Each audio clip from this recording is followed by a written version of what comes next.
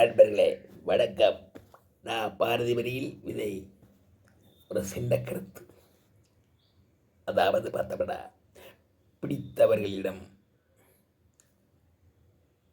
வாதாடக்கூடாது, முடிவு எடுத்தவரிடம் பாதிக்கக்கூடாது, புரிந்து கொள்ளாதவரிடம் பேசவே கூடாது. நான் பாரதிபரியில் விதை உங்களிடம் விடைபெறுகிறேன். வணக்கம். அப்புறம் ஒரு கமாண்ட் வந்திருக்குது. என்ன கமாண்டுன்னா, டீ குடிச்சு போட்டேன்,